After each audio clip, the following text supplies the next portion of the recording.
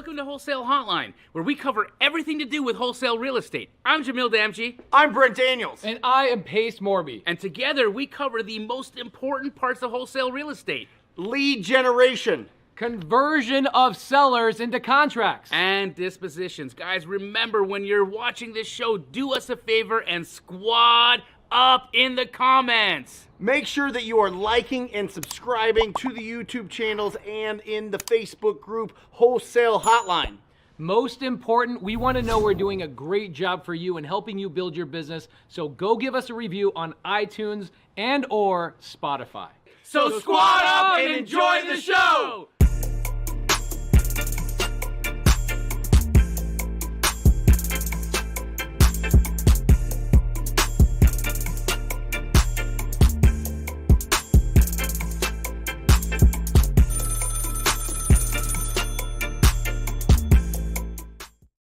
Welcome to Wholesale Hotline number 228. That's right. You are now in the number one wholesaling podcast of all time. I'm Brent Daniels, Mr. TTP, Mr. Talk to People. If you don't have a deal out there, go and find one. Go and have a quality conversation with a property owner today, not tomorrow, today, or somebody that represents them. I'm joined by the incredible Pace Morby and the universal Jerry Norton in the Montana studio. Yeah, Montana studio. We're out here like John Denver, just writing music up here in our studio. I'm super curious. We got Jerry Norton with us. Yep.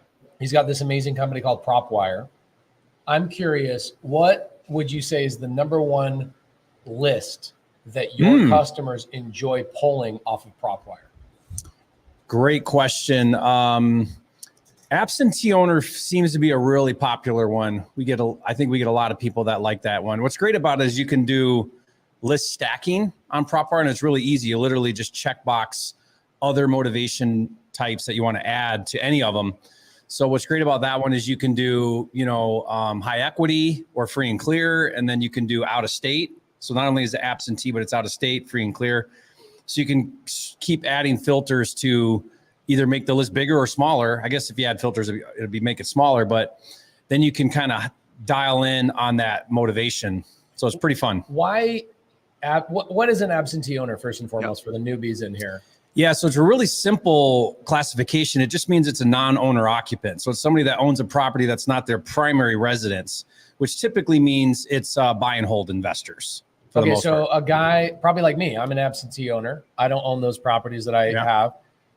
By the way, you can't get a hold of me. I block all unknown numbers because I know y'all are learning how to cold call from Brent Daniels over there, but blasting me to death. Your text messages still come through, gosh dang it. Okay, so the majority of not a majority, but a lot of your clients are pulling absentee owners, and then they're stacking them on top of that with another list, is what you're saying. What would be that list? That other filters. Yeah, so not only absentee, because you could be absentee but live in the same town, and which is fine. It's still probably a buy and hold investor. Also, we do tired landlords. So you could stack that on top of that. Now, what we do with a tired landlord, we just have a simple filter that says they've owned it for more than 10 years. So they could be not tired, but that's just how we call a tired. So it's absentee. You could filter that with tired. They've owned it for a while. The idea there is, hey, maybe they're sick of that, so maybe they want to sell it. Maybe it needs a bunch of work and they don't feel like updating it. Maybe it's vacant now and they got to spend money, don't want to. And then you can keep adding more filters. You could add out of state. So not only is it not their primary and they've owned it for a while or not for a while, but they live out of state, because it's always harder to manage properties out of state. So that out of state filter just stacks one more motivation, right, to that lead. And so you just can keep adding these filters to make your list more condensed and more powerful, because now you've got multiple motivations going on. Okay, so Star Arthur says, Pace, don't hold the Stanley with two hands. This is a free country, especially in Montana. First and foremost. Secondly, I really like what Graydon says. Graydon says, lists don't work unless you do. Good point. Another thing I really like, I want to bring this up. I love PropWire. A lot of people in the community are using PropWire. I think we should have a time, maybe next week, where Jerry Norton comes on and shows us how to use PropWire. Would you show people how to use pull a list? Oh yeah. And we've just added some cool new features like this past week. So if anybody's been using it, you've probably seen those, but yeah, that'd be awesome. I'd love to. Okay, cool. So what I see from your local handyman, he says, PropWire is amazing. I get a lot of great conversations from there, but it shows incorrect data. However, I still proceed. Jerry, have you ever seen any software ever only give good data 100% of the time? Yeah, it's like skip tracing. You know, I hear everybody, this skip tracing is amazing. In the same thread, people say that skip tracing sucks. I mean, data is only as good as it's recorded. And, you know, there's always room for error, you know, so like, that's just part of the game is, but we're always working on it. So I will say this, we are continually putting the data at the forefront. So we're always working on getting better data, updating it faster, right? Because we know the name of the game is having accurate data. So we're always working on that. Brent, any list that you guys are loving right now? Yeah, the number one list for the Rhino Tribe is US Lead List. USLeadList.com. It's the pre-probate page. So it's a smaller list, but it is people that have recently passed away, and they match it up with the fact that they do have actual property that they own. And so it's before you get the probate recordings, before it really hits, you know, public data. US Lead List has really proprietary technology, and they've been around forever. And I had tried to get US Lead List in Phoenix for years, probably 7 years before they have a waiting list. What's that? Did they have a waiting list or something? It was a waiting list. Yeah, I was on a waiting list forever with the old owners, and Micah Nichols ended up buying it and buying the company, and just done a phenomenal job of keeping it pretty tight with the amount of licenses per area, but also opening it up a little bit to be more reasonable for other people to be able to go after those lists. And they've been absolutely phenomenal. Number one for cold calling. I would say number one for direct mail as well as that list. Some, you know, when family members inherit a property, it's a burden in a lot of ways, because the person responsible for kind of directing the traffic of what's going to happen with that property is getting, you know, attacked on all sides by family members that, you know, kind of want a piece of the action and want their opinions in there. So it can be very turbulent times in the family. And so being able to solve those problems has been phenomenal. Absolutely phenomenal. What the heck is pre-probate, bro? Like, are you determining when somebody's going to die or something? Like, what's going on? Yeah. So what they do is they go through the obituaries and scrape the obituaries before it actually gets to the courts, before it's actually recorded in the courts as a probate. And so you get a little bit of time and before, you know, everybody gets the lists, and you can download them from anywhere.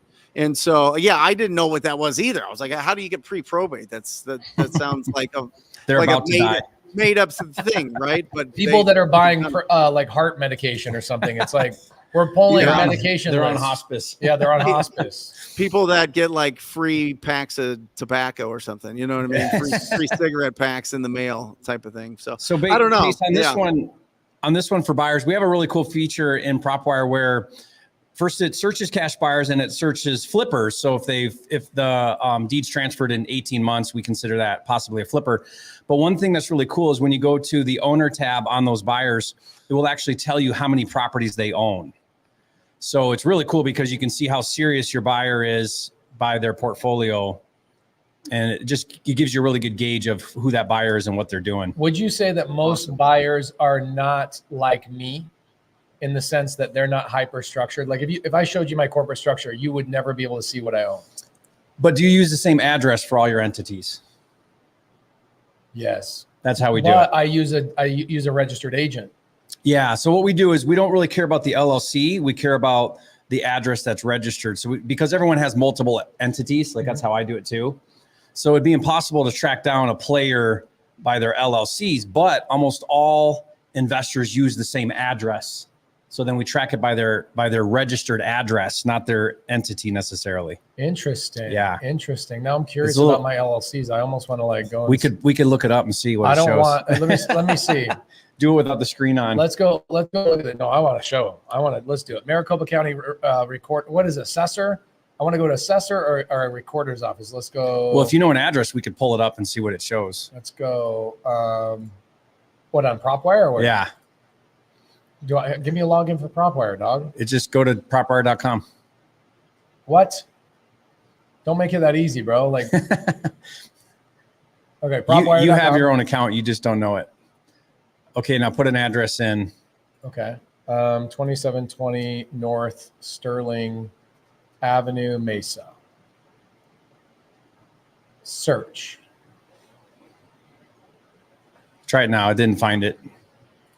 Okay. Type it in slow and see if it auto-populates. 2720 North. Keep going. Sterling Ave.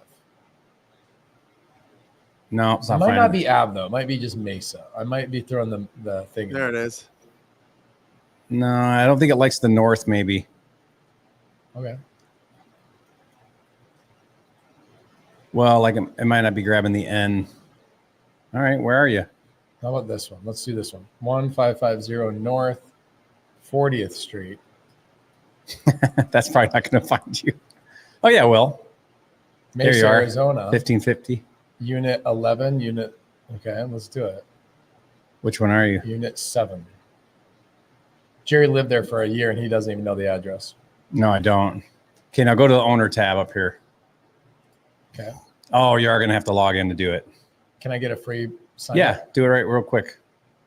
You have one already, but I don't remember what it was. Okay, well, we won't go through that then. Here's what we'll do. We'll go Maricopa County Recorder, search documents. No, it's assessor. We want assessor. We want Maricopa County Assessor. That's what we want.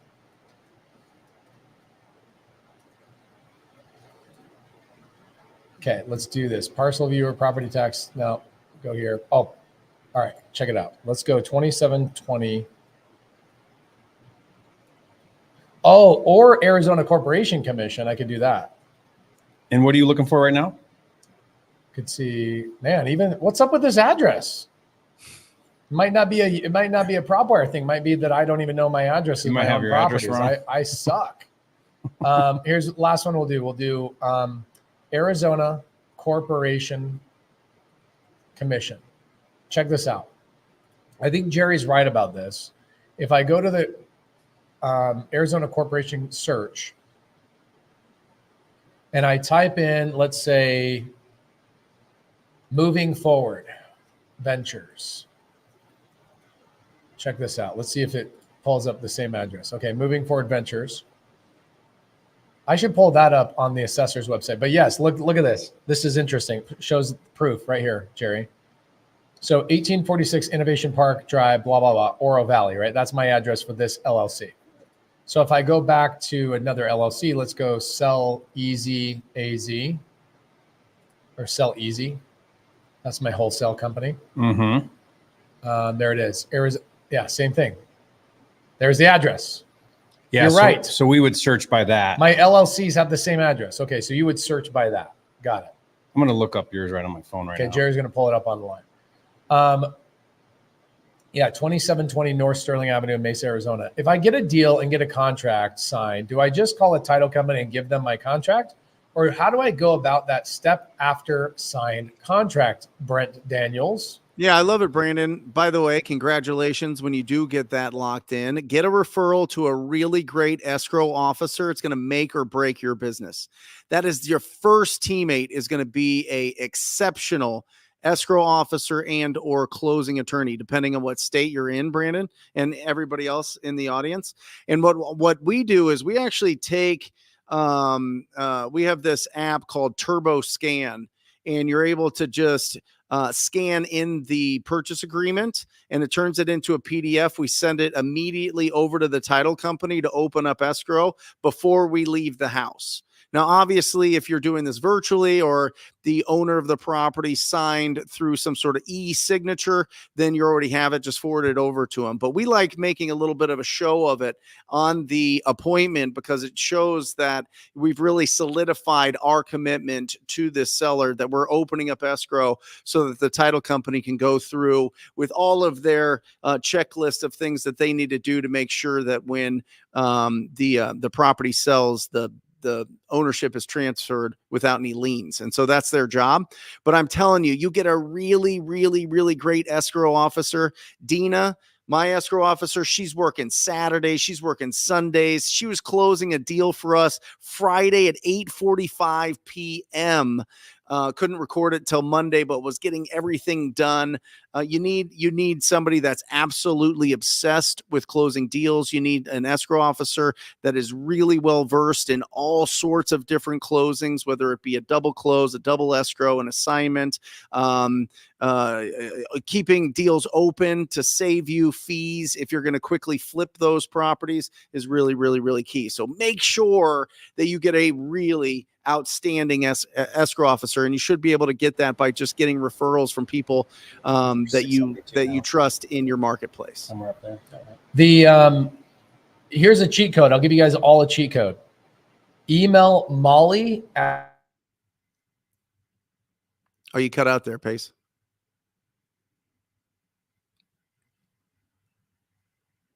Looks like they're frozen for a little bit, guys. So I'm not sure if they have to come back in, but as they're frozen, I will show you guys. This is something that I put in on my live show. This is my marketing breakdown until they can come back here.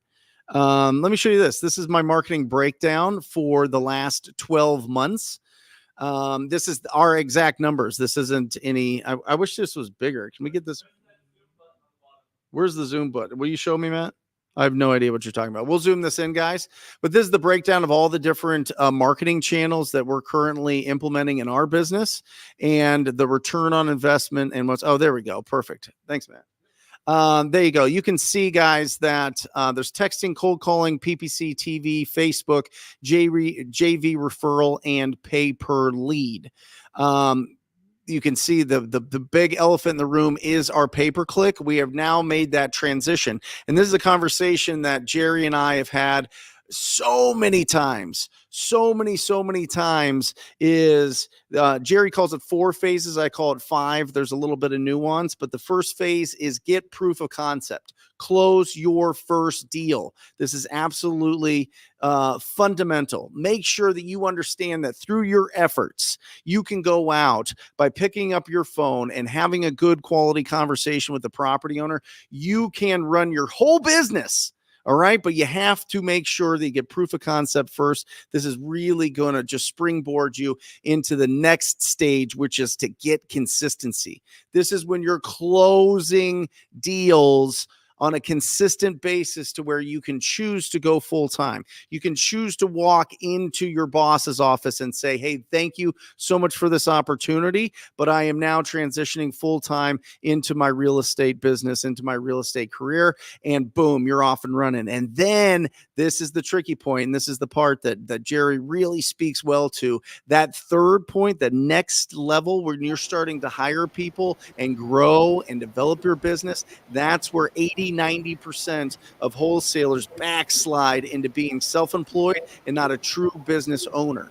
All right. And that's when it comes from, you start making, it's like a teeter-totter where all of a sudden when you're starting out, you're being real proactive, you're getting super high return on your investment because you're going out there through your efforts, through your talents, through your skills and abilities. You're going out there and initiating those conversations with property owners. What happens if you really want to scale and get really nice profitability and really get great talent, you need inbound leads to be able to feed them because it's a much shorter timeline to close those deals, and that's when you can really start pouring money into your marketing, growing your business exponentially. But you got to make sure that you're tracking all of these: the income, the cost, the amount of deals, your average income per deal, your average cost per deal, and what your ROI is. This is my results in my business the last 12 months.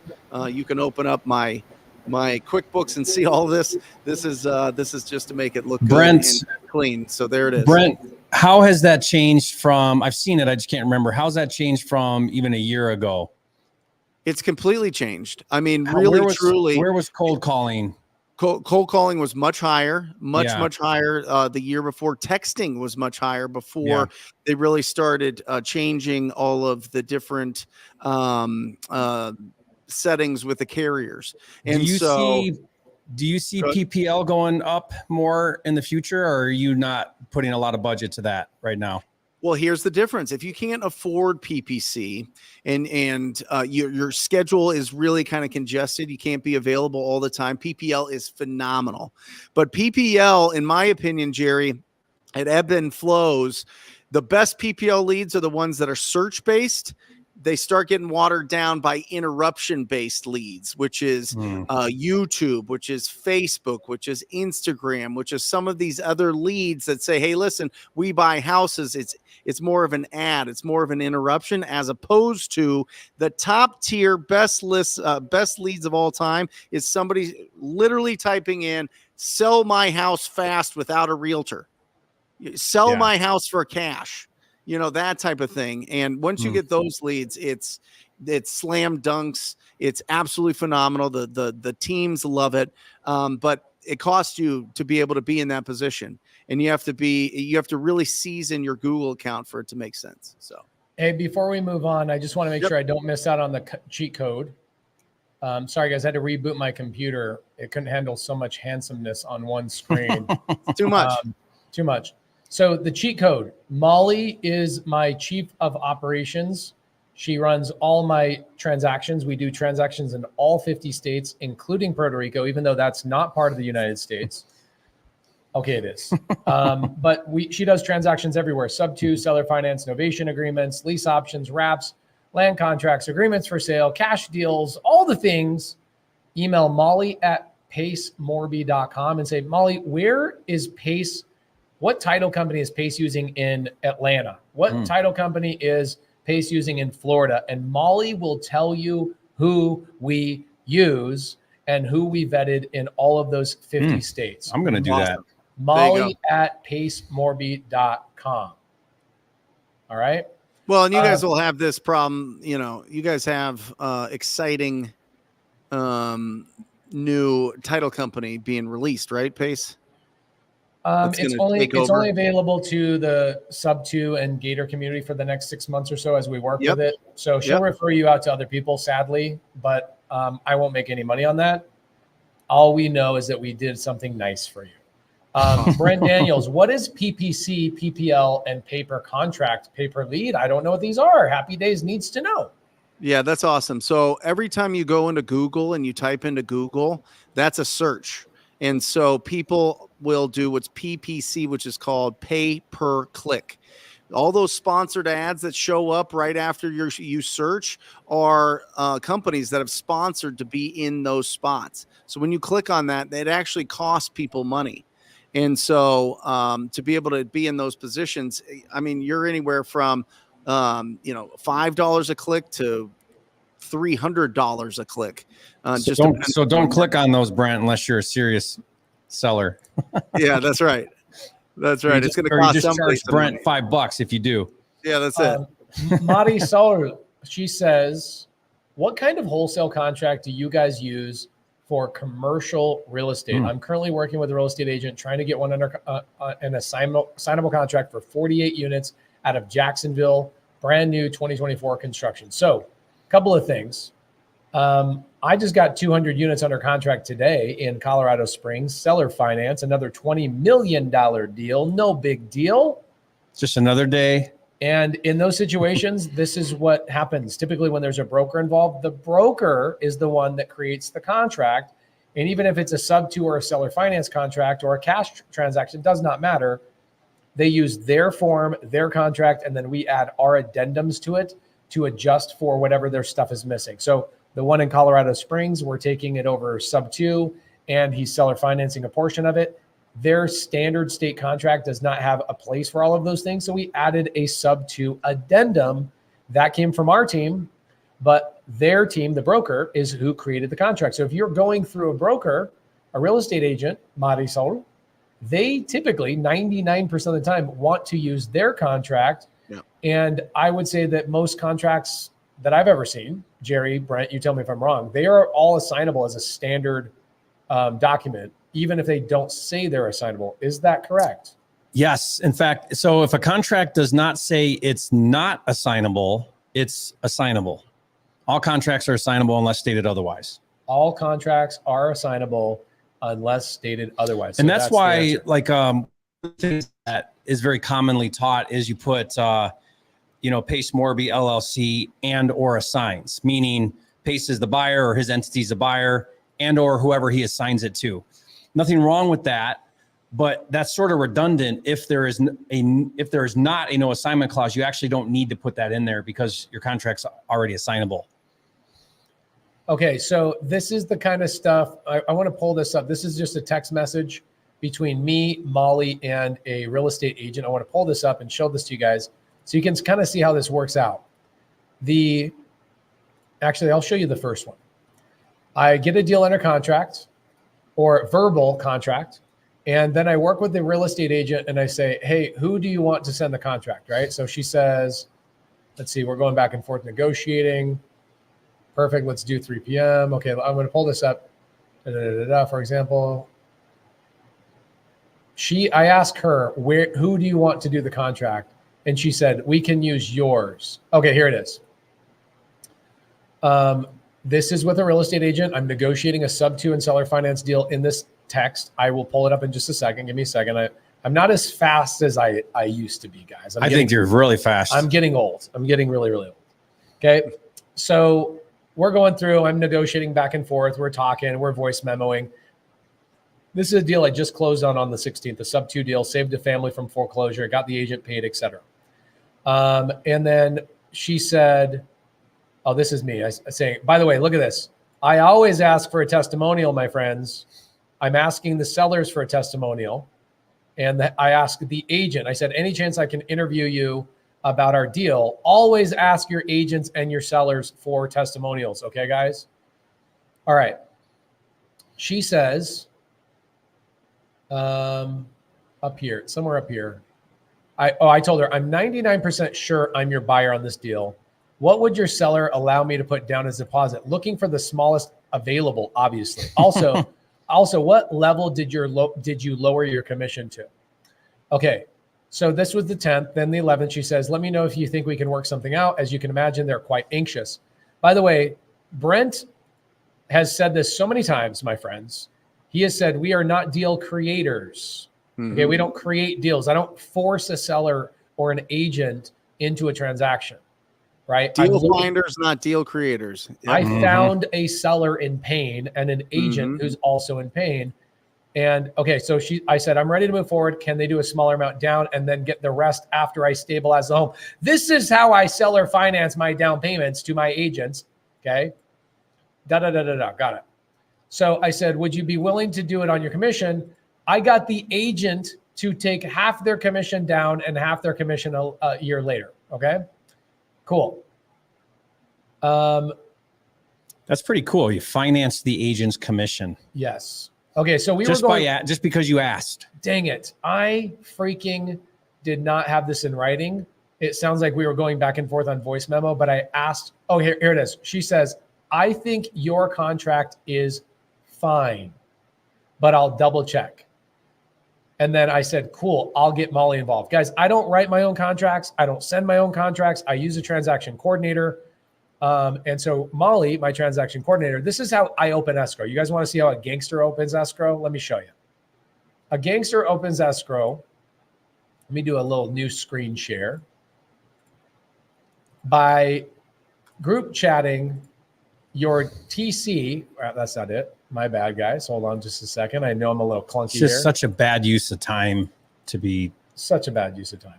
People like over stress out about learning all the paperwork stuff. It's like, no, hire somebody who knows it.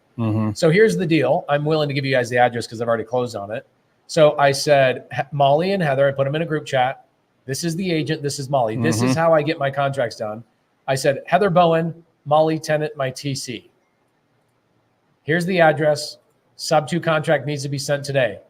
Hi, Molly takes over. And then Molly takes over. And look, I never, ever communicate in that group chat ever again. Mm-hmm. That's how you open escrow. Molly, and that's really, I mean, if you're going to be a real estate investor, you need to be the rainmaker, right? The deal maker.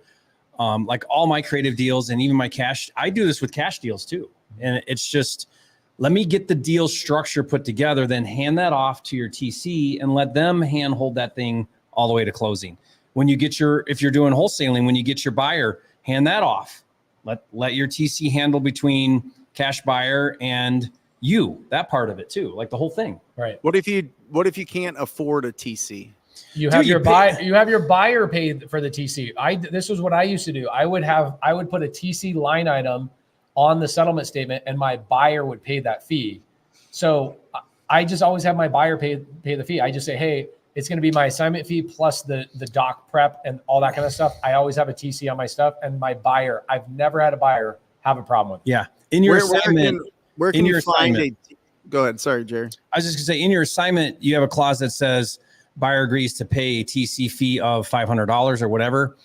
I think I've had someone have a problem with that maybe once or twice ever. Most cash buyers will just pay it. And then it goes on the settlement statement as a fee paid directly to the TC. Not all TCs will do that though. They won't wait. Some want paid. This is what I would do. Again, I'm going to give you another cheat code. Email Molly at pacemorby.com and she will put you in touch with a TC in your state that she has personally trained. She has a group of women. It's about 500 women in the country called top tier TCs, transaction coordinators. Molly has personally trained them, and Molly runs all of my transactions. She runs my portfolio. She knows everything about creative finance, cash. She's been an agent for 18 years. She's the best of the best of the best. She will connect you with a TC in your state. Email Molly at pacemorby.com. Okay. What up, everybody? Where are my Florida cash buyers? Jerry, how easy is it to find buyers on PropWire? So easy. You just go put the cash buyer filter, pick your area, and there you go. You have a list. It can't be that easy. It's that easy. You can look up cash buyers. Those are people that are going to be that we categorize them as owning the property. So those are the owners, but they bought cash. Or you can check, there's a flipped properties category. So those would be if you're specifically looking for flippers. Do you have a login to PropWire, or do I need to get it? Should I get a free? Should I get a free sign up? Do it. Maybe you don't show it while you're on here, but just why not? Yeah, if you want, someone will log in under you. I don't. Do you know my password? No. Should I sign up a new account? We'll get some buyers. Just do a new account. Okay, new account. So Jerry, you pull a list of cash buyers from PropWire.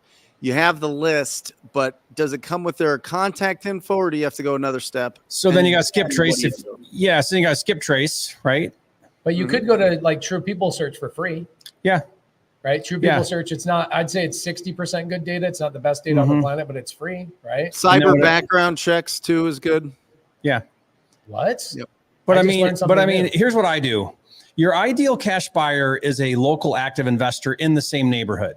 Yep. So I've never not found a buyer for a property in the same neighborhood. So I call that the neighborhood flipper technique, where really you're just looking for, okay, who's actively doing deals in the same neighborhood as my property, because all investors like to do deals in the same neighborhood where they've previously done deals. So, if I find 50 or 100 in my neighborhood, or even 15 or whatever, what's that going to cost me in skip tracing? On PropWire, it's 10 cents a skip. So it's like almost nothing.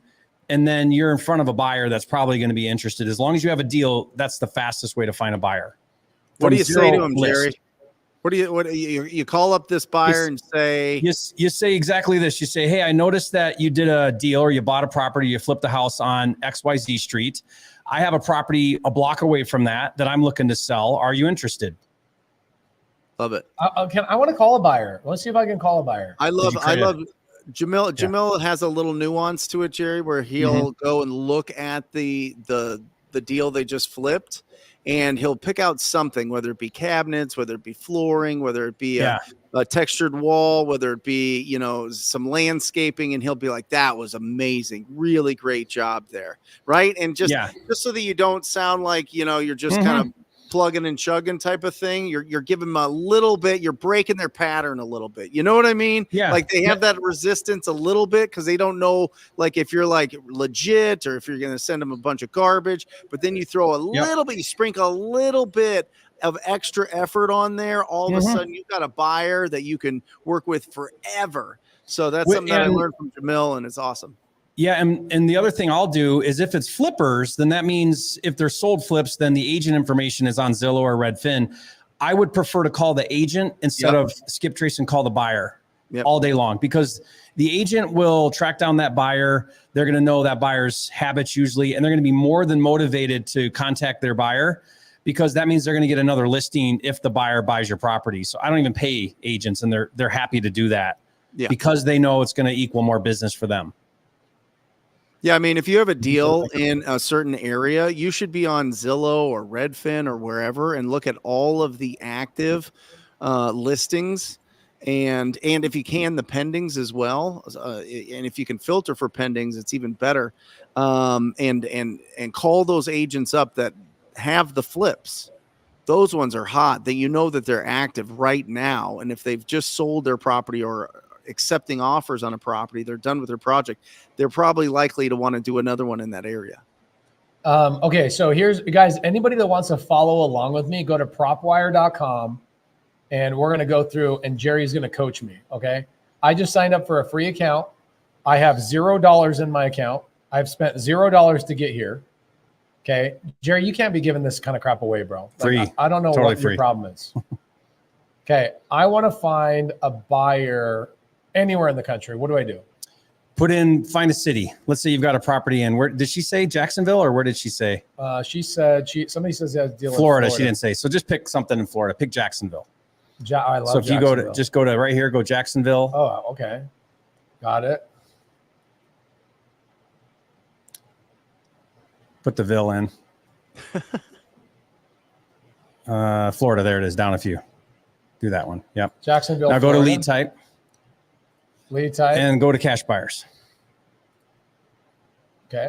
80,000. Now we can put some filters in and say, I only want to see cash buyers that bought in the past year or whatever. Okay. I want to sort these. I want to be like, you can do it by price, maybe. Okay. Property types. Let's do single family. There you go.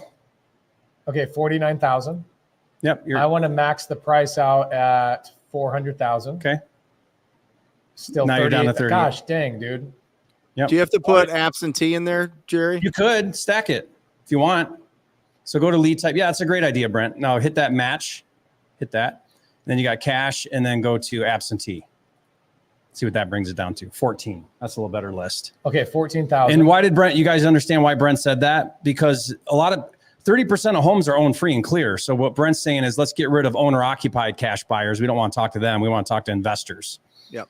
So now go back to your list, and there's a couple cool things here. There's the map, which shows when you put your mouse over the record, it shows you where it's at on the map. But look here, it says off-market, absentee owner, and it's got 4 other things. So put your mouse over the 4. Cash buyer, free and clear. So it tells you all the different things at a glance, out of state. So this one's got all kinds of things going on. Go to owner. So these guys, it's update. It's trying to find it right now. I bet it's a hedge fund. Yeah, it looks like one, doesn't it? Whoa! Yeah. Wow, they have $4 billion in their portfolio. That's a hedge fund. 14,000. That's a big one. And they're out of California. Yeah. Nuts. So they only have 357 billion in debt. Do you see that? Mortgage. King's Mortgage. Oh, Tricon. You know them? Yeah. Massive. Yeah, massive. Yeah. So good luck trying to get a hold of somebody there, but you get the idea. So if you go back, you could try another one. I bet you we could get a hold of somebody at Tricon easy. I bet you can get a hold of the buyer's agent. Yeah. For Tricon? Yeah. I mean, I would What's just cool Google is that look at address. this. They're in Indy. They like Indianapolis. They like Indiana. They're all over. Look at all these properties. I would see if there's a buyer's agent attached to that. If it was listed and shows who the selling agent was, and try to reach out to them. Yeah, and so go to history. So these guys, let's see. So it looks like they might have been wholesale too or something because, well, no, that's probably them. They just transferred it, right? They're 2013B property owner, and then they did a transfer to their other entity. I would probably do purchased in the last year. Or Yeah, you could add that filter. Yeah. So that would be more. Probably go to financial, and it might be under something else. Last sale date. There you go. Pick a date, like click on the 22nd there. Yeah. And then you could do today. Yeah.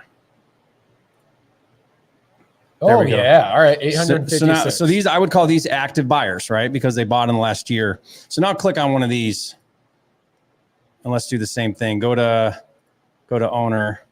Okay. This might be another big one. Okay. Probably another fund. Wow. It's open door. Oh yeah.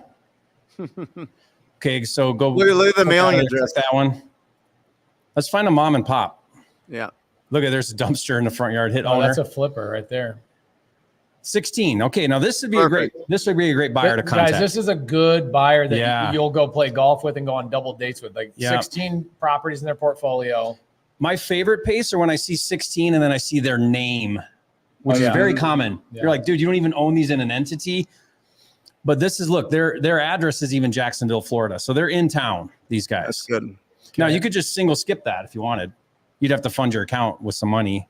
Even though it's in a corporation? It would good question. I don't know what it would find. We do them all the time. So, yeah, or you can do it that way. So it does work. Mm-hmm. Okay. San Marcos Investments. Come on, bro. Was it listed, Pace? That's the other thing I would do. I would Google the address. Yep. And then we could call an agent and be like, hey, we see your buyer has some properties, you know. Okay. Now I would hone this in even more. If I actually had a deal in Jacksonville, I could draw a map and say, just show me properties in this boundary and start there first. Because you still had 800. So you don't want to call 800 all 800. I would start with. Okay. So Ryan Corson right there. Mm-hmm. Ryan Corson. Yeah, but look at Carrie Davis is the one. That represented the buyer. Yeah, but this guy listed it for the investor, right? Because is this active or sold? Sold.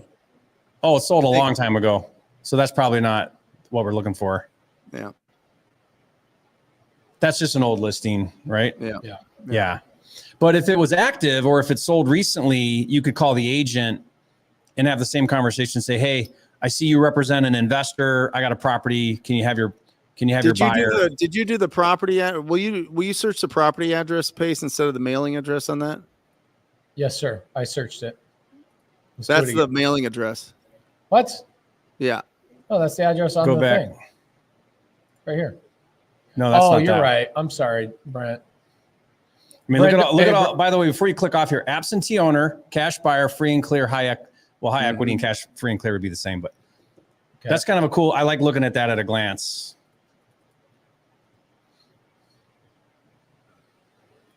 There we go. When did that sell? 22. Sold. Not that long ago. Yeah.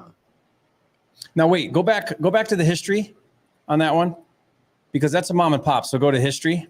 Let's see what they did. So it doesn't tell us. What did they do here? Well, we're looking at the wrong one if we want to see what they flipped it for. So go back to PropWire, or just click out there, and go to lead type and switch cash buyer to flipped. So put it on that one, uncheck that one, check that one, see what this finds. There we go. And then go to history. So who knows what's going on here?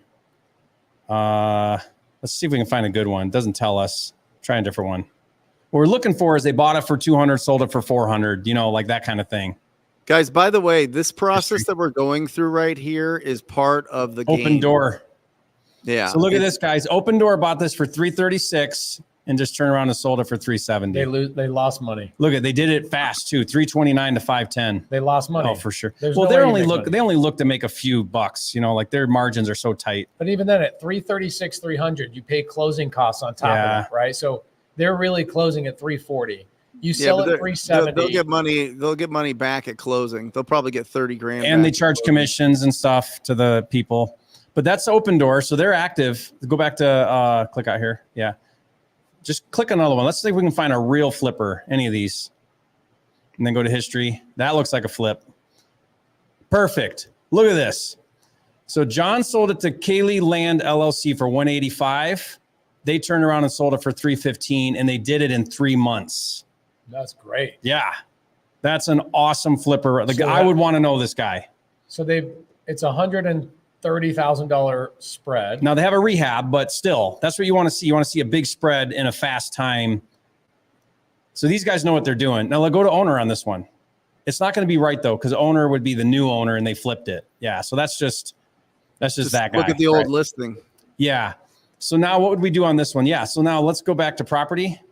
Now Google that address. Mm-hmm. This is so fun. I could do this crap all day.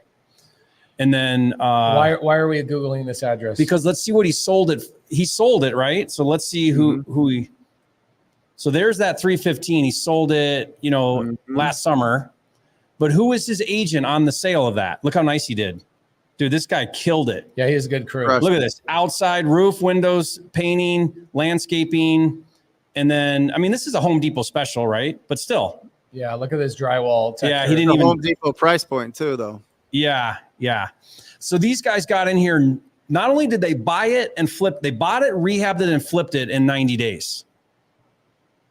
Pros. Oh yeah, these are pros. These guys. Yeah, these are the good buyers you want. And these guys will buy again and again and again. These guys will buy sight unseen because they know their neighborhood so well. So if I had a deal in this neighborhood, this would be my buyer. And let's click out of these pictures. This drives me wild. I'm sorry. As Here's a contractor, what's cool. I'm like, take the outlet, put the outlet right here, put the mirror up and down. Oh my gosh, yeah. What are you doing? But overall, they killed it. They killed it. So go back to to the history. It's an extra $500. So here's what's cool. We know they paid $185. So what do you think you should bring that deal? If you had a same house in the same neighborhood, you know what they paid. Yeah. So if I'm like, man, I got a deal. What should I get it under contract for? 165 and then wholesale it for 185. There you go. I always add 15 on top of that, Jerry, because I assume that the assignment fee is not included in the recorded price. Okay. And so I would say it probably sold for 200 if I were like looking at it, and I'd say, okay, I think we could sell this deal for 200. Anything under that. But my point is, Brent, you could if you're kind of new at wholesaling and you're looking at a deal and you're like, man, what should I get this under contract for? Go in there, look at flippers, look at what they're buying, what they're paying when they bought it, and then you can reverse engineer your number. Yeah, and then if you go back in there, Pace, on that Zillow, it'll show who the listing agent was on it. And oftentimes, it's like 50-50 in my experience that the agent is also the investor. Yeah. They list their own properties. Especially if go back to Zillow. Let's see what that brokerage was called. Usually too, Brent, it's like a mom and pop brokerage too. Right. Those flippers. Yeah. Because the active flippers, because they want to save money. If they're active flippers, they're gonna do their own listings usually because they're gonna save a ton of money. So go to the Zillow one you had open, and then click out of that, and then let's look at where does it show us there? The brokerage. Scroll down maybe. Scroll down. The listing agent. Yep. Should be in here somewhere. Right here. Right there. Sandbar Realty. There it is. My guess is that's their own brokerage or their own thing. Yeah. They're even smart. Look at this agent. This agent wants to be found. I love you. Kira Sykes. Yeah. You are my friend because you don't make me hunt you down and look up all these weird websites and Facebook message you to get your freaking number. You're an agent. Why are you not plastering the internet with your phone number? Yep. And then you call up and see what they're buying. Yeah. Put your deal in front of them, guys. We should call them. We should. You want me to call 9 o'clock at night, but go for it. Oh, it's late there. It is. It's 8:49 over there. That never stopped me from calling. Cute little house. I know. I do it anyway. But they're doing the drone shots. They've got professional photos. They're taking it serious. I can't remember if it was staged. I don't think it was staged, but that'd be, another feather in their cap of their experience, Not typically at a 300 price point, but yeah. Yeah, I agree. Yeah. How many days did it take? Let's look at their price history because I'm curious if they had to come down on price. Scroll down here. No, go back to scroll down and let's see what their price history was. Keep going right here. So, okay, it went above, dude. It went above. Look at they listed for 309 on June 27th. So for 315. About 2 weeks and went 315. They went over list. In this terrible market we're in. Well, they're really smart. This fix and flipper stays underneath the median house price, right? And this is how you get over list. And I see a lot of people going, I know Jerry loves luxury for his own projects, but this is why when a new wholesaler comes to me like, Pace, I have this $2 million home.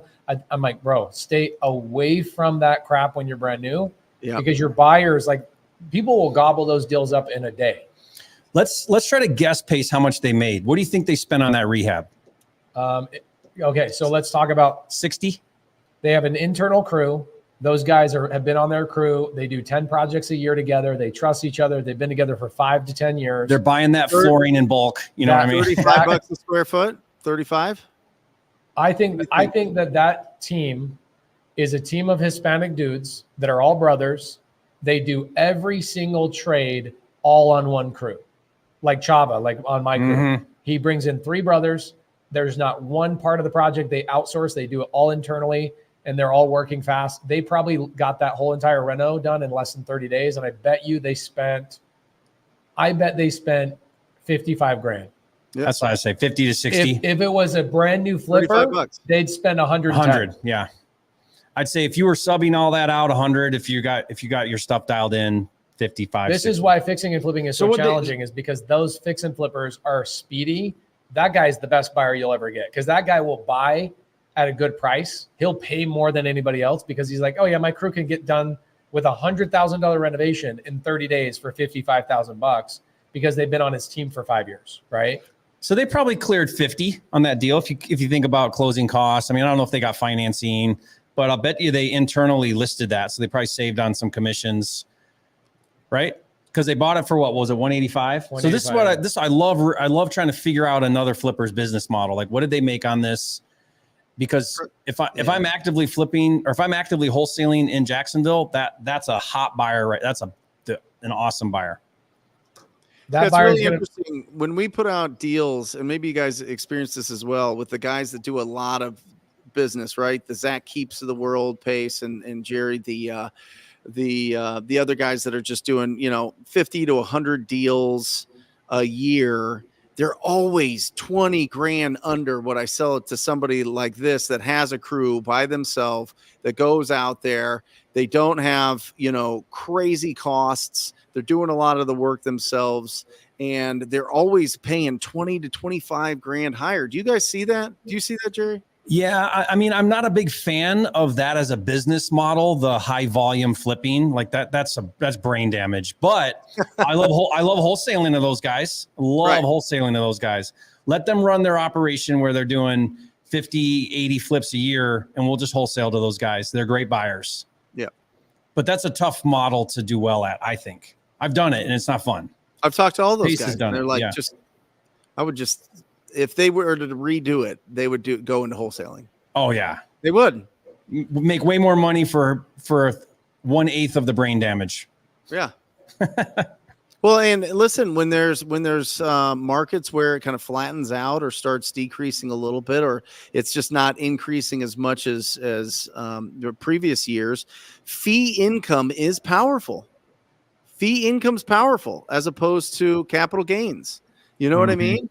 And so you get low risk, you get high reward, you get to experience a lot of things that are going on. We see it right now, guys. We're seeing like a real tightening in the market in July. It's almost like, a lot of the investors go out of town. So there's a lot less people opening up our blasts, our emails, and reaching out. So we have to be really fast with the selling our deals and accepting offers on them, or they're just going to sit on the market and rot, and then it turns into a nightmare. Brent, I'm curious. Do you like the list on Dispo at your desired price, or way under and get it to bid up and get a lot of attention?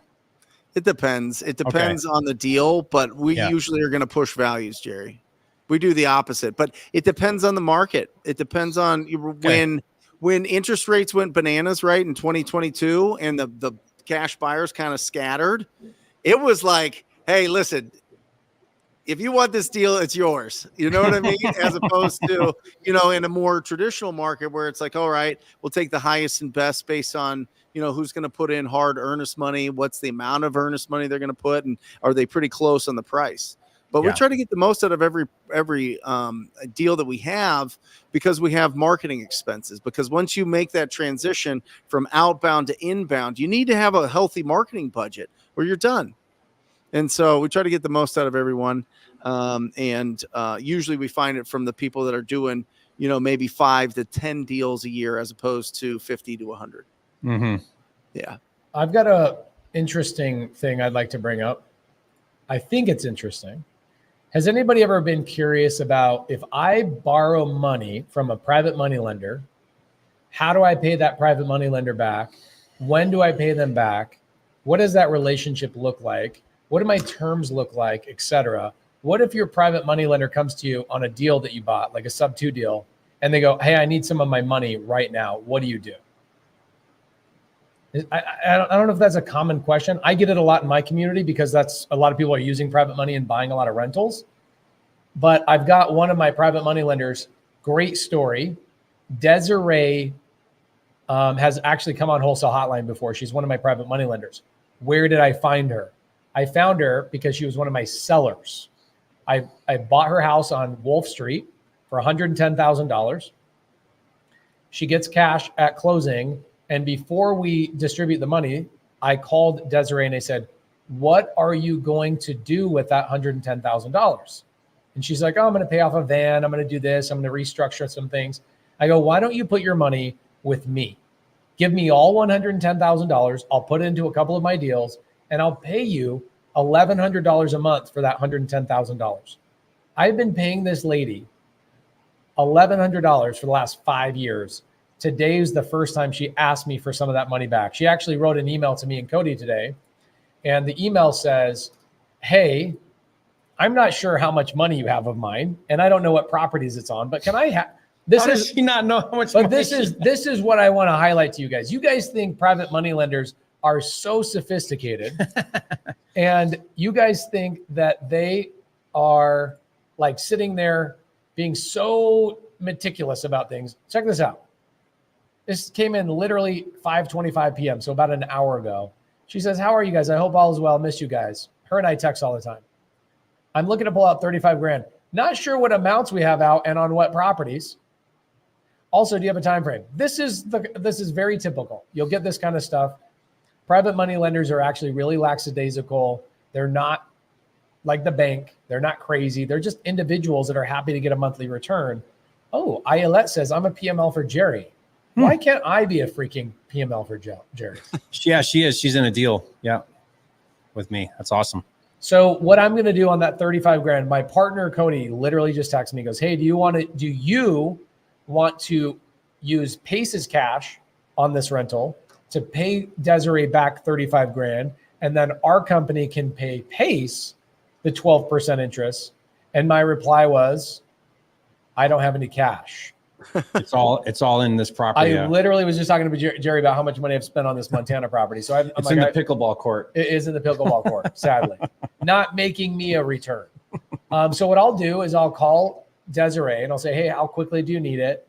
And then what I'll do is I'll send out an email to my private money lenders to go, hey, who wants to replace Desiree? She's happy. Here's her phone number. If you want to call her, verify I've been made 4 years of payments to her. She wants money to go and build a trucking company. Okay.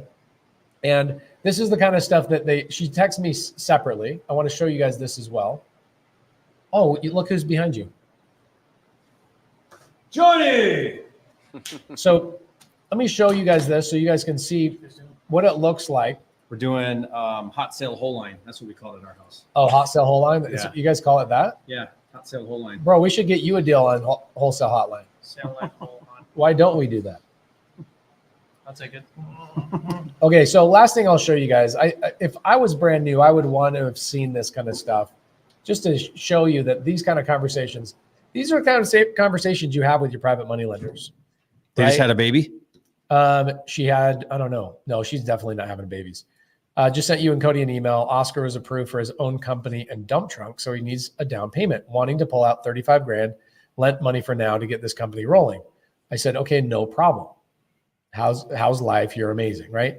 They don't call you every week. They don't bother you every week. They're super chill. Private money lenders are not what you guys think. This is where money comes from, right? You want to go buy a deal. I mean, even Jerry, he has so much more money than me. I don't know how he buys eggs, milk, cereal for I dump all my army of kids. It all goes to Costco Pace. But even Jerry is borrowing money from people in Wholesale Hotline audience, ILET. Well, do you know what the deal is? Was it 200K in a I forget what it is. What's the deal for? It's I don't remember. Single family? It's have her put it in here. Yeah, single family. Okay. Yeah, I think it's a subtail deal, isn't it? So you bought a deal subject to, you're taking it retail, and you needed 200 grand for the renovation. If that's the one I'm thinking of, she'll leave a comment, tell me what deal we're in. I can't remember off the top of my head. 83K, yeah. It's a subtail, so we bought it with a lot of equity. We're doing a little bit of work to it, and then I'm going to flip it. I love that. You ever do subtail? All the time. Okay. All the time. 83K. I'll tell you honestly, I have not done a subtail deal in probably half a year. Just because you keep everything. I sadly am keeping you keep everything. Too many things. Any cash You're like a buyers collector. Demand, I think is how we would say it. I demand you to go and get I demand you to go get a propwire.com free account. Where you been, dude? We were just showing how to do the cash buyer thing. Yeah, legit. Your problem's solved. I demand you to watch me do this again. If you need a cash buyer, this is how easy it is. I learned today. I was today years old when Jerry showed me how to do this. I can go into cash buyers. I like flipped properties. Yeah. Right. The only reason why you might do the other one is if you think that it's a good buy and hold, and you're looking for, because the cash buyer category could be flippers, but they could also be holders. Okay, cool. So we chose the city. We chose absentee owner and flipped property. They don't live there. It's recently been flipped by how speedy the deeds had been transferred. Make sure you click that matched. Match all selected. Okay, great. And then I want to go, there we go. Price. I want to go max value for me. I want to stick around $400,000 or $500,000 because the average purchase price in the United States right now is $430,000. I want to be under what people are buying houses for because those houses move way faster. Okay, so here you go. He just found 1,100 cash buyers in one city. By the way, these are free. Yeah, free. Everything that this is kind of, I don't even know why you're giving people stuff for free. You're a lunatic. Okay, so you've got. I'm trying to learn from you, Pace. Yeah. Well, then people crash into your boat. Wait, how many do they own? 26. That's a great buyer.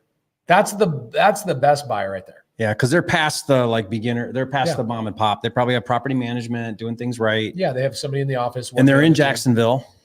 Yep. And but look at this. Sarah Chapel. Oh my goodness. She owns these properties in her name. Mm-hmm. So I take that back. She's not a seasoned. How do I add funds? You got to put money in your wallet. Can I do that? Yeah, right there. You could add $20 if you wanted. With what? It's going to want your credit card. Okay, get 300 skips per month. Oh, that's our promo we're doing. Are you kidding Which, me? by the way, I have a Pace Morby affiliate. So if you buy it with your affiliate, you'll end up saving the money. That's sick. That's how I buy that Chipotle money. Okay, yes, claim this deal. Okay, got it. Let me put my credit card in here, guys. You guys don't mind. Here, I'll just show you straight up. Okay. Verified. Okay, there's the credit card number. Oh, I should not show you guys the verification. Yeah, I would feel much better, Pace, if you didn't. Let's not show the verification code. How about that? Okay. I know that off the top of my head. Okay. Cool. Yeah. What is it? Brent's taking notes. Okay, I understand. Complete purchase. Dope. Are you kidding me, dude? Super easy. That's the. Do you want to know? Do you want to know? Do you want to know? Less than 10 cents a skip. That's like 8 cents a skip. Yeah. Why didn't you call me immediately when this deal became available? Okay, so we're gonna turn on manual. No. Okay, view on StreamYard. Got it. Okay, cool. Let's go back to the stage. This thing's loading right now. It's taking my money, which is awesome. I love paying for things. Okay. And I'm gonna. What's it doing right now? It's just loading. It's got to get proof that I have money in that account. It's my, There we go. okay, here we go. Sarah Chappell. Let's go to owner. Add it to the stage so we can get it. Okay, skip trace. Yes. Use PropWire skip trace saver credits. Yes, bro. Give me this lady's number. Okay, so I got all of these things. And an email. Okay, it's 10 o'clock at night over there. She's in Jacksonville, Florida. It's 9 o'clock.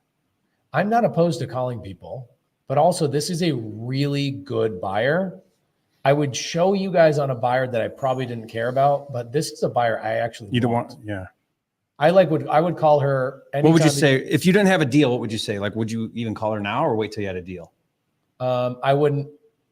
I mean, it depends on your personality. I would do either one, but here's what I would say. I'd say, hey, Sarah, my name is Pace. I'm brand new to real estate. Saw you own 26 rentals. I want to find you a deal. what are you looking for? What are you looking for? What's your box? Yeah. Are you looking to buy soon? Yeah. Yeah. I did the homework. I looked at all 26 of your properties. I'm super impressed. I'd love to have you even as like a mentor. I'd love to bring you deals. I would talk so fast. Do you like the reverse wholesaling?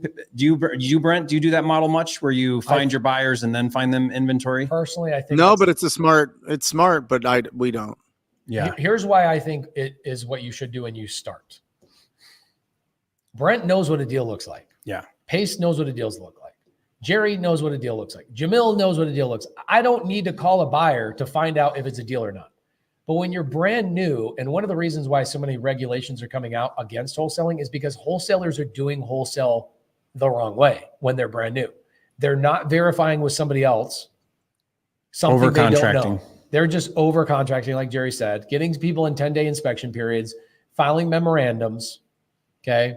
You guys want a good example of this? This is something I'm dealing with right now on a property. I just posted a YouTube video of me calling the seller and negotiating with her. Let's go to my channel real fast. Jerry, let me ask you this. Let's say that you're doing virtual wholesaling and you're locking everything up over the phone. What is the percent? Because I've done this. I've been talking to my audience. I've been talking to my students. I've been talking to people around the country that are locking up a lot of virtual deals. What do you think the cancellation rate on those deals is? I would guess Lock 50. up a property and have to cancel. Virtual guys? Yes. I bet you 50%. I've been hearing 90. 90? Oh. That's why we have a problem, bro. Yeah. That's the exact problem. To God, it's not 90, bro. 90%. Yeah, because what people are doing is they're locking it up at any price and then beating up the owners during the inspection period, right? And so, one, it's lock up everything. So you see, guys, there's a lot on Instagram. There's a lot out and about that's like, oh, we locked up 15 deals this week. We locked up 60 deals this month. We've locked up all of that. Guys, don't fall for that. Yeah. Locking up a deal, it means nothing. Nothing. It's like having a lead. It means nothing. The only thing that has something is actual closing and getting paid. That's the whole thing. And so whenever I see people post about a tremendous amount of deals that they've locked up, I cut it by 90%. I do, because that's the reality, because I know.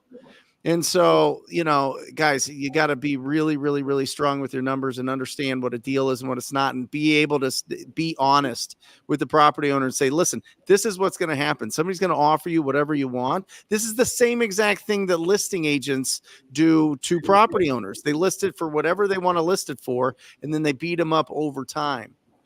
So, guys, this is a real seller. I met with a seller 30 days ago in her home. This is me. If you guys want to watch this video explaining all her options, I did get this property under contract. And here's the tough thing about this deal. The tough thing about this deal is that I got under contract. I go open up escrow. We do a title search. Guess what I find? Issues on title. 2 memorandums from wholesalers. Oh my gosh. Yep. Two memorandums from wholesalers. So this lady, by the way, is in foreclosure.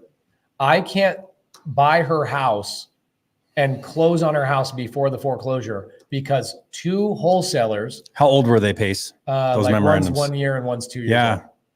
Guys, do not do that. I get a memorandum so you don't get backdoored, but do not keep those on and hold sellers hostage. Did they try to hold the seller hostage? Like, did they want money? One of the wholesalers was like, "Whoa, I didn't even know I did that." And then the other wholesaler's like, "Pay me $10,000, I'll remove it." So I call my attorney, Sean St. Clair. He's been on Wholesale Hotline a bunch. I know Brent uses him as well. And I said, "Hey, Sean, will you reach out and it cost me about $1,200 on my side to remove somebody's memorandum and go after them. And it sucks because now what I have to do is I have to play a game as the actual real investor. I'm postponing her foreclosure as long as I can. And if I can't get the memorandum pulled off before the foreclosure, I will have to catch up her arrears gambling. I'm playing gambling, or I let the lady go." Okay. And this is what somebody on my team said. I'm not going to say their name, but one of the girls on my team that runs my transactions, I have 5 transaction coordinators on our team. One of the girls is like, "Let's just let this deal go. We could focus our time and energy somewhere else." Why? Why would my TC have that input? Because my team makes some of the money when I buy deals, and they're sitting there going, "Pace, you're spending all this time on this one seller when you could have already gotten 5 more contracts in escrow. And you're spending all this time." I go, "So-and-so, I cannot let this lady lose her house because this other wholesaler didn't care." So Pace, let's play devil's advocate. You're the wholesaler. She signs a contract. Then she, for whatever reason, says, "I don't want to sell it anymore." Yeah. So now you have a wholesaler who feels entitled to that deal because she did sign a contract with that wholesaler and then for whatever reason changed her mind. Yeah. Okay. So is the wholesaler justified to put that memorandum on there and hold her hostage a year later? If it's me, yes. If I've done that, I'm the wholesaler, the seller doesn't perform, I absolutely put a memorandum on the property because I actually was going to close. Yep. The difference That's is the difference. Idiots are going out there with no intention or ability to close. I mean, you could get funded by me, you could get funded by Jerry, you could get funded by half a dozen people in the comments in this podcast right now. And you go out and you lock somebody up. The other thing is, I grew up like 5 years ago in this game, and I go, I'm just going to sue the seller. I love suing sellers for specific performance. I've never lost. I've done it 7 times, and every single time I get a reduction on my purchase price, and the seller has to pay for my attorney's fees every time. I've never lost. So I would say there's an exception. We kind of have an internal rule in our business where if they're elderly, I don't care what they sign. If they say, I don't want to sell it to you anymore, let them out of that. Like don't hold them to your contract. Don't hold them hostage. They're elderly. That's not going to go down well. If that hits, which by the way, guys, I try to follow this stuff a lot, and I've been reading articles. Some of the regulation that's coming out now is on memorandums. They're trying to stop those because of this exact thing, what just happened to you. Yeah. And so do you know how terrible you're going to look when that hits the local news and you are trying to force an elderly person to sell you their house? It doesn't matter what they signed. That's where home investors got fried. Home investors got in so much trouble recently where they did that undercover, investigation on them and everything. It was because it was elderly people that they were targeting and they were, mistreating. So it's just not worth it, guys. Yeah, Sharon Lee Smith, good to see you. She's awesome. Most of the time, they immediately put a memorandum on. There's a gentleman in Phoenix, Brent, you know him, Sam. I won't say his last name. They used to door knock. It was him and 2 other partners. They would door knock all pre-foreclosures. They would literally lock these people up at any price, retail price, 10,000 over retail, and they would file a memorandum and then wait till another wholesaler came along and said, "Pay me $10,000." Or just wait till that person tries to sell it even retail later. Yeah. Right. And then there's the memorandum sitting there. Yeah. It's like, yeah. It's the easiest thing to file. You go down to the county recorder's office.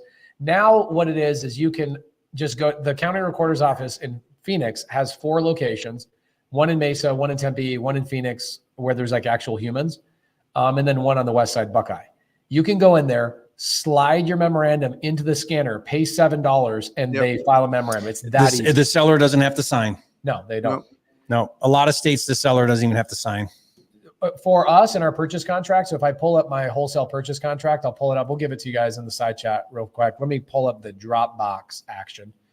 And man, do you remember your password? Somebody will get me in. Let's go. Boom. There we go. Login successful. Okay. So let's go to wholesale contract. Wholesale contract DMD. Okay, wholesale contract and assignment. Assignment, no, not creative. Okay, forum wholesale purchase contract, not creative finance. Okay, cool. This is it. All right. So open in. Let me give you guys the link. We'll give you guys this nice little Dropbox link. Do you have a wholesale? Where can they get a wholesale contract from you? Wholesalercontracts.com, baby. You like it, that right? one I do remember. He does remember that one. Okay, cool. All right. So let's go over this just real quick, guys, because I believe I do get permission from my sellers in my contracts to file memorandum. So let's go through this. I bet you have it in there. This was signed by, or this was created by Sean St. Clair. Let me go to this stupid thing and make it a little bit bigger. And I think it's in section 11. I think it is. Miscellaneous addendums. Okay, memorandum of contract right here. 10.5. Seller agrees that buyer may execute, acknowledge, and record a memorandum of this contract in the form attached, blah, blah, blah, blah, blah, and record of the notice of termination in the official records of the county. And I tell the sellers, they see it, they do sign off on it, even though it's only a 3-page contract. Okay. This contract gives me permission and the seller does sign off on it. But even in that situation, even if the seller gives you permission, you don't file a memorandum if you can't close on the freaking property. The only reason you use a memorandum is if the seller's trying to shop you somewhere else. That's it. Jerry. So let's say that you've got an 82-year-old woman that literally says, oh, hey, Jerry, somebody came by and they showed me that you were selling the property and they said that they could give me more money. I want to cancel with you and go with them. Right. So you went through their attorney. Everything was good. It's not like this is like some, you know what I mean? Do you just, because you're older, you're just like, yeah, whatever. I don't want the bad press on something like that. I don't care what their reason is. If they're elderly, I'm whatever reason, I'm out. You trying to renegotiate your price? You will never be right with that. If that were to go before anybody, it doesn't matter if she was trying to rip you off and did all the wrong things and recontract for a higher price, backdoor you, all the things. It does not matter in front of authorities, in front of a court or a judge or anybody, a news outlet, anybody. You are always the bad guy with elderly. What if you knew that the person that was like snaking your deal could not perform and they're going to be back down at the price that you have it at? So a bad wholesaler's got it. Yep. And I'm the back door. No, you're the way you had it under contract. Okay. You have it under contract, but you know the slippery snake, the Sam is. I see what you're saying. Is coming back, and you know there's some bad actors here that'll lock up somebody's property and then and then put a memorandum on theirs. Dude, and then wait till Pennsylvania law goes into effect. Do you know how much shady? I mean, you just invited the most dishonest transactions in Pennsylvania with their new law. Like that is exactly what's going to happen. Everyone's going to be backdooring each other, cash buyers going around, and it's all legal. In fact, it's encouraged by Pennsylvania. Right. So to answer that though, I would certainly try to educate her that I'm a real buyer and that I actually perform. Yep. And even if I'm going to wholesale it, I will always step in and buy if I need to, no matter what. I'll either fund it with my own cash. I'll bring PML in. I'll buy. If I ever need to buy, I'll buy. And I have a history of buying, so I can actually say that and show that. Yeah. Right? So I would say to grandma, I'd say, hey, you know, I see that you've got another offer here for 10,000 more. And I understand you want to get the most money that you can, even though we have a legally binding contract in place. Mm-hmm. Let's take a look at this. Let me walk you through with this. Let me ask you a couple things, because more money on paper, but you get no closing isn't more money, right? So let me help you make sure that what you're looking at is actually legit. Oh, look here, they've got contingencies. Oh, look here, they've got no earnest money. Have you asked them if they actually they can show you proof that they have the funds to buy your house? I can show you that, right? So I would certainly fight for my contract. But at the end of the day, if she's adamant about, no, I want out, I don't want to sell, at the end of the day, I'm going to let her off. 100%. That's just me. I'm not saying that's right or wrong, guys. We always make sure that the family's involved or an attorney's involved or somebody else is involved. And usually they're already there and they're helping with the process anyway. But if it's just a one-off and we're just speaking with somebody that, you know, especially if it's their owner occupied property, they've been there forever. just know this, in wholesale real estate, they are looking for this story. They are all looking for it. If NAR could get a hold of a story like that, or a news outlet, or any of the anti-wholesaling, that's what they all think. They all think that all we do is an old lady. Yeah, we're taking the pearls off of some old lady's neck. Seriously, that is the interpretation that they have on it. When in fact, I don't remember the last time we worked with anybody that was older than 70. To be honest, it's all these people that are inheriting the properties, or it's tired landlords getting rid of their properties that their tenants have beat them up. I mean, the idea that people are out there looking for grandma's house to jump on, before she's ready to move and like do something. And she's got dementia. Yeah. So I'm a little bit different. I had this happened to me quite a bit actually with Homevestors. So when I was with Homevestors, I think that the elderly people are typically responding to postcards more often. Yep. And so I did find a lot PPC. more. Yeah, and PPC. Right. So I would get a lot more elderly. I'd say 10% of my sellers were probably elderly, which is significant, right?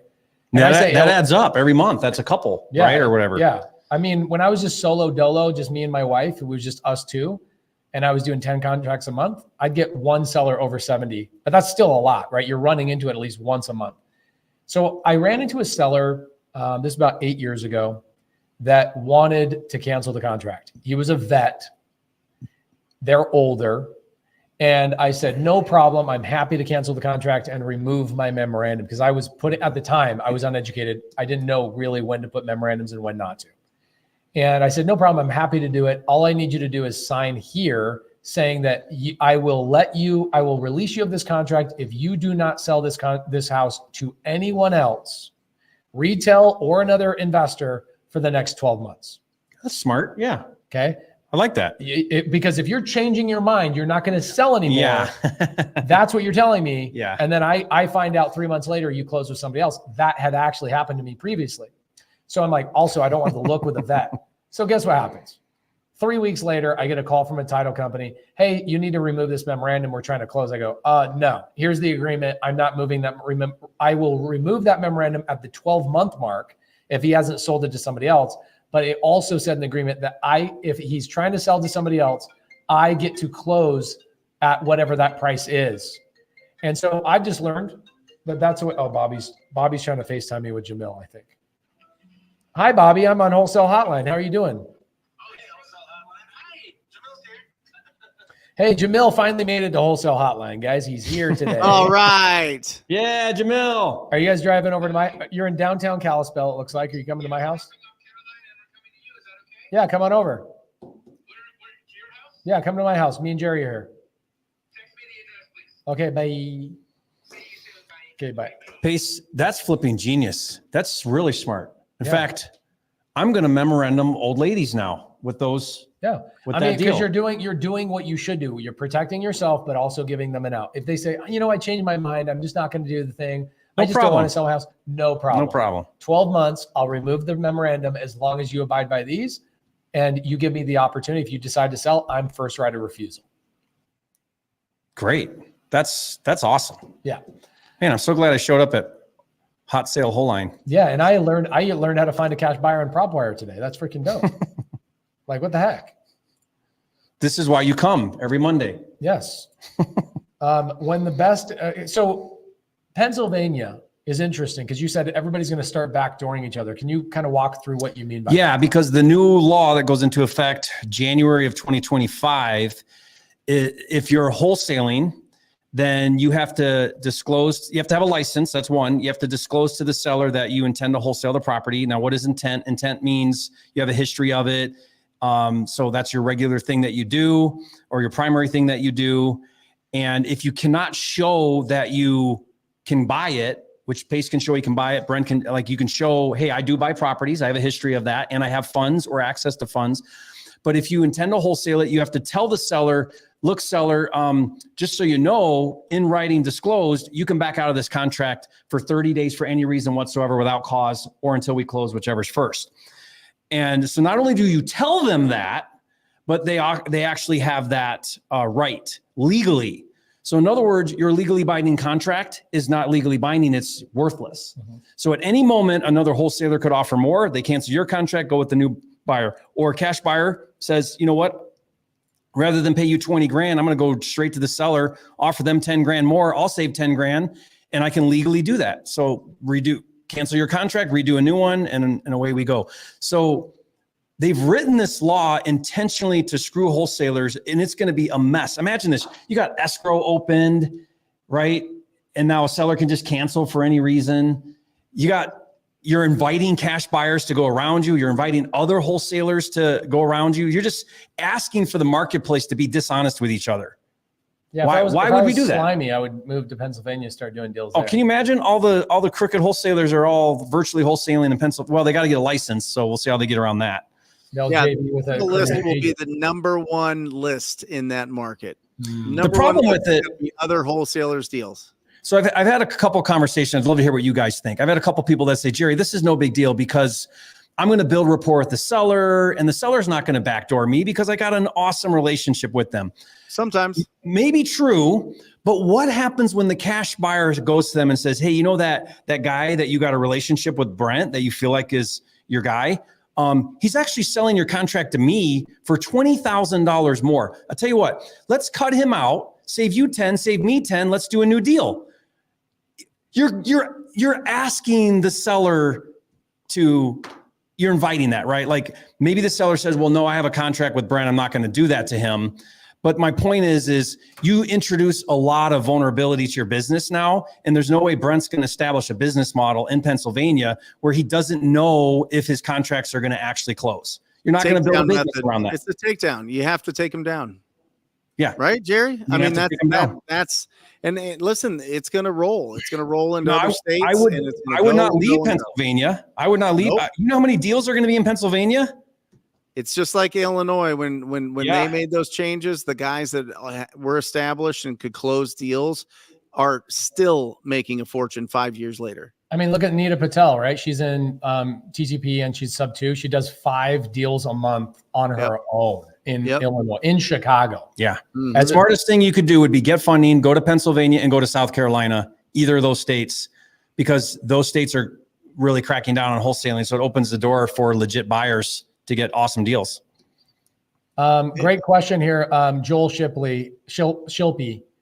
Every time I think about Joel, I think about him picking me up and crushing me right in my crotch. Why? He picked me up in Dallas. He's shorter. So he's like 2 feet shorter than me. He's like, oh, let me pick you up. And he picks me up and his shoulder goes right into where my baby maker is. He comes on our couples live. I do with Anne-Marie, and he's awesome. He has really good questions. He is a smart dude. So he says, what about agents? Some back out at times. This is a lot less common. Agents understand. Back out what? What do you mean? Out of a contract. Okay. Very uncommon. Very rarely. It's happened to me twice maybe. And guess what we do? We just call their broker. The one person that agents are afraid of the most is their broker. And if that doesn't work, call the real estate commission. Yeah. Call the real estate commission. Yeah. And you don't even say, hey, I'm gonna call your broker. You don't threaten. You just call their broker. You go, hey, and you don't say, gosh, dang it, your agent. You go, oh my gosh, we're under contract. I've got all the money set up. Everything's ready to close, and I can't get a hold of this agent. Are they okay? Is something going on? And the broker's like, oh my gosh, what the heck is happening? I've called them. I texted them. I've done everything for the last 2 weeks. That's what we did. And the broker calls the agent. The agent calls us back. Why the heck did you call my broker? You haven't called me in 2 weeks. Nobody's heard from you. What do you mean? Why did I call your broker? So call their broker. And if they are the broker, call their state commission. They are regulated. This is kind of the good thing about being regulated. And this is why I wish wholesaling was fully regulated, because then I could go, this wholesaler's acting a fool. Call them on their crap. Yeah, and they'll get fined or their license revoked. And today was a good wholesale hotline. It's great. Oh my gosh. I mean, they're all good, but yeah, I like this better. I think I'm going to fly to Arizona. Come hang out every Monday from Puerto Rico in the future. Every Monday. Or Brent's studio. Brent's studio is magical. The challenging thing with Brent's studio, I love being there, but then I have to zip home. Traffic. To my house to get creative, my creative finance podcast on Mondays. And I'm always 7 minutes late and I look like just an idiot. I mean, I don't get out much, but Brent's studio is over the top. It's amazing. I hope someday I'm rich enough to have a studio like that. Someday. You have a deck that goes out to a lake that you. Yeah, I've got a fake mountain. You guys can look at the real mountain just outside. You know, what You I'm guys saying? would laugh if you saw my camera setup. I didn't laugh. You would be embarrassed for me. Okay, you're right. What do you got going on this week, Brent? Yeah, Wednesday on the Brent Daniels Real Estate Live show, we're going to destroy all fears that you have of being on the phone. So join us. It's at 10 a.m. Pacific Standard Time, 1 o'clock Eastern Standard Time. It's going to be absolutely incredible. I got Zach Keeps coming on. I got Derek Jarr coming on.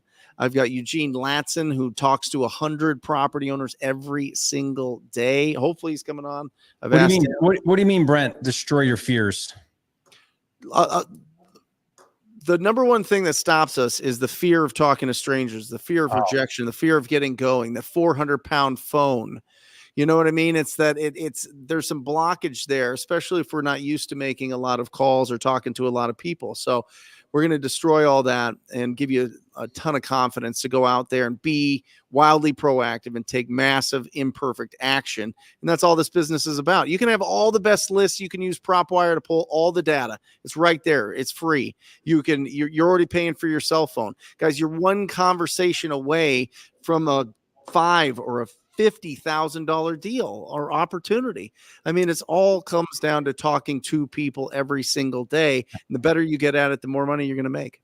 I mean, honestly, you're not actually doing the business until you pick up the phone and talk to somebody. All the 100%. Other stuff you're doing, like analyzing and lead gen, none of that, that's not doing the business. The business happens. It starts when you pick up the phone and talk to somebody. Yep. Don't do research on a property until you know that they want to sell it. Right? Like people get stuck in that loop all the time where they're just like, oh my gosh, there's this vacant house down the street. I've ran all the comps. I know what the rehab budget is. They've never even talked to the property owner. You know what I mean? I've done it a ton of times. I'm like running these numbers. I'm already thinking about how much I'm going to make on this deal. I haven't even talked to the property owner. You got to get out there and you got to just use this phone. It is such a tool. It is such a tool. It can be used for escapism or it could be used to build your fortune. Your choice. So join me Wednesday. What about you guys? You guys got the big event. Well, don't we got to go boating right now? We got community camp the rest of the week. We've got hundreds of people in town. We shut down the airport and we've got Jamil that just showed up. In fact, we got Ben Walls is here. Love us some Ben Walls. So we are running community camp this whole week. We got Vina Jetty in town. We got Abraham Gray in town, Jamil Damji in town.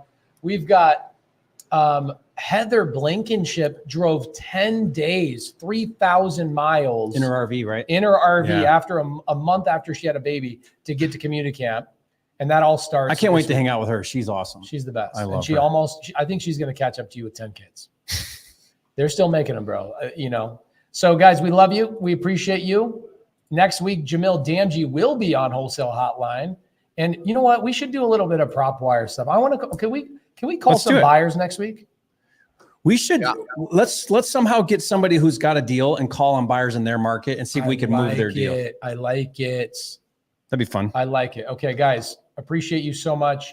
We will see you guys next week on Wholesale Hotline. Or just say squat up. So squat up and enjoy the show. Yeah. Yeah. Okay. 1, 2, 3. So squat up and enjoy the show.